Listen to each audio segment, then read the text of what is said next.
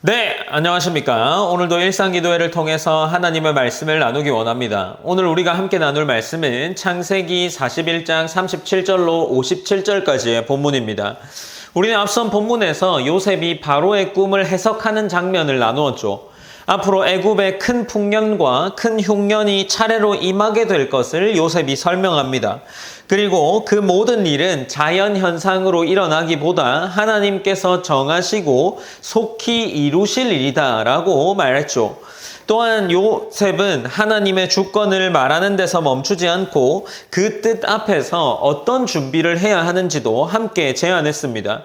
오늘 본문은 요셉의 그 바로 꿈 해석 이후 하나님께서 요셉을 어떻게 높이시고 사용하시는지를 보여주는 장면이라고 할 수 있습니다.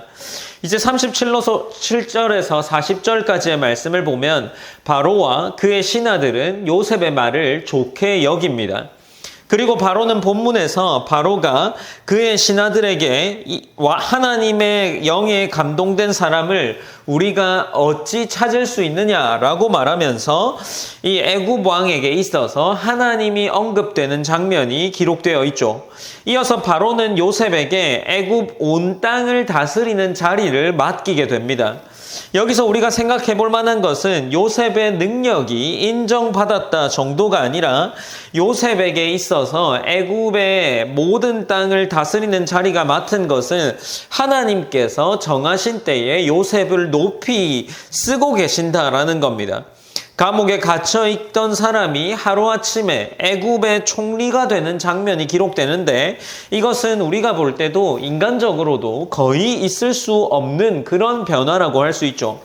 그러나 이제 우리가 창세기 흐름 속에서 이 요셉의 삶을 바라보다 보면 하나님이 오래전부터 이 요셉에 대해서 계획하고 있었던 것을 우리는 생각해 볼 수 있습니다. 그래서 41절로 44절 말씀해 보면 바로가 요셉에게 인장 반지를 끼워줍니다. 그리고 세마포 옷과 금사슬을 입혀주죠. 그리고 둘째 수레에 태우면서 사람들 앞에서 요셉을 높여줍니다. 이는 애굽 안에서 왕 다음의 권위를 가진 자가 되는 장면이죠. 이전에 형들에게 채색 옷을 입었던 요셉이 그 옷 때문에 미움을 받게 되지만 이제는 하나님께서 다시금 애굽으로부터 지도자의 위치에 세우는 장면을 받게 됩니다. 사람은 옷을 벗기고 구덩이에 던지는 그러한 죄를 범했지만 요셉에게 하나님은 다시 입히시고 높이시는 장면이 기록되는 거죠. 그래서 본문 45절에 보면 이렇게 기록되는데 애굽 왕이 요셉의 이름을 사브낫 바네아라고 하고 또 온의 제사장 보디베라의 딸 아스낫을 주어서 결혼을 하게 합니다. 요셉은 이제 완전히 애굽의 지도자 위치에 서게 되는 거죠. 그러나 중요한 것은 우리가 이 요셉이 환경을 바뀐 것을 보고 신앙이 바뀌었을까라는 생각들을 해볼 때 그의 중심이 바뀌지 않았다라는 겁니다. 이제 46절로 49절에 보면 풍년의 시기가 시작된 장면이 기록되는데 요셉은 각 성에 곡식을 저장하며 다가올 흉년을 준비하고 있습니다. 본문은 이 곡식의 풍년을 표현하면서 바다 모래같이 많이 쌓아두어 세기를 그쳤다라고 말합니다. 하나님이 말씀하신 대로 이 풍년은 실제가 되었고 요셉은 그 말씀에 자신이 제안한 해석에 따라서 충실하게 이 흉년을 대비하는 준비를 해나갑니다.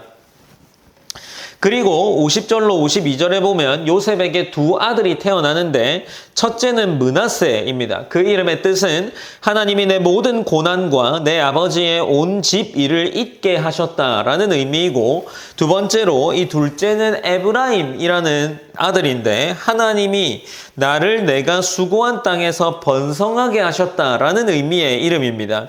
이 이름들은 요셉에게 있어서 감정 표현을 넘어서 요셉이 자신의 삶을 하나님 중심으로 해석하고 있는 것을 이 이름을 통해 확인할 수 있습니다. 그는 자신의 성공을 자기 능력으로 설명하지 않고 하나님이 하신 일로 고백하는 것이죠. 53절로 57절 말씀에 보면 이제 풍년에 이은 흉년이 시작되는 장면이 기록되어 있는데 애굽뿐 아니라 여러 나라에도 기근이 임하게 됩니다. 사람들은 양식을 얻기 위해 잘 준비했던 애굽으로 모여들고 그리고 그 중심에는 요셉이 있었던 거죠. 형제들에게 버림받고 애굽으로 팔려온 그 사람이 이제는 수많은 사람의 생명을 살리는 그러한 자리에 세워지게 되는 겁니다. 이 본문은 하나님께서 사람의 이 삶을 어떻게 이끌어가는지를 보여주고 있습니다. 요셉은 형들에게 미움을 받았지만 받았고 이 형들에게 받은 미움으로 인해서 종으로 팔려갔습니다. 억울하게 감옥에 갇혔고 그러나 이 갇힌 것으로 끝나지 않았고 하나님은 요셉을 계속해서 시간을 보내면서 하나님의 사람으로 변화시켜 나간 것 같습니다. 그래서 곳곳에 등장하는 요셉의 가치관과 이 말을 보면 하나님 중심으로 여전히 살아가고 있는 것을 볼 수 있었죠. 요셉을 준비시키셨고 정하신 때에 애굽의 총리로 세우십니다. 또한 이 본문을 보다 보면 하나님께서 높이시는 이유가 성공 자체에 있지는 않습니다. 하나님은 요셉을 통해 많은 사람을 살리기 위해서 그를 세우셨습니다. 하나님의 높이심은 이 요셉 자신에게만 달려있는 것이 아니라 하나님의 뜻과 연결되어 있기 때문이죠. 우리의 삶도 마찬가지입니다. 때로는 이해되지 않는 시간과 낮아지는 자리를 지나게 되지만 하나님은 그 시간을 헛되게 사용하지 않으십니다. 그리고 하나님은 그 가장 적절한 때에 요셉을 애굽의 총리로 세우신 것처럼 우리를 필요한 자리로 하나님이 뜻하신 자리로 이끄실 겁니다. 중요한 것은 우리가 기억할 때 높아지는 순간보다 그 자리에서 하나님을 잊지 않아야 한다는 것을 기억해야 합니다. 우리가 오늘 본문을 기억하면서 마찬가지로 기도함으로 일상기도회를 마무리했으면 좋겠습니다. 첫 번째로는 우리가 보내고 있는 이 일상의 시간도 하나님이 우리를 준비시키는 시간 혹은 하나님의 계획 속에서 하나님의 뜻을 이루어가는 시간임을 신뢰하며 살아갈 수 있기를 기도했으면 좋겠습니다. 그리고 두 번째로 하나님이 우리에게 맡기신 자리가 만약 있다면 그리고 지금 우리에게 맡겨진 이 자리가 하나님이 세우신 자리라면 우리의 삶이 우리 스스로를 드러내기보다 하나님을 기억하고 하나님을 드러내는 그러한 삶이 우리의 삶이 되기를 기도했으면 좋겠습니다. 우리가 이것을 기억하고 하나님께 기도함으로 오늘 일상기도회를 마무리하겠습니다. 사랑의 하나님 감사합니다. 하나님 우리가 일상기도회를 통해서 또 요셉의 말씀을 계속해 살펴 내려갑니다. 하나님 오늘 요셉은 애굽의 총리로 하나님께서 세워가시는 장면이 기록되어 있습니다.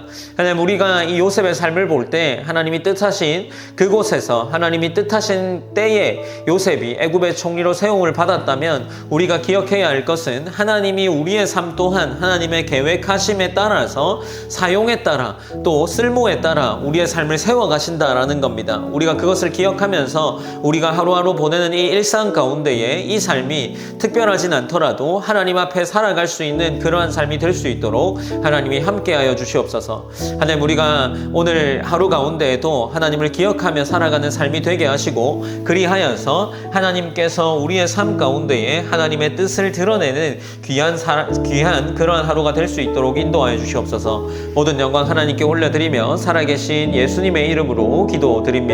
아멘.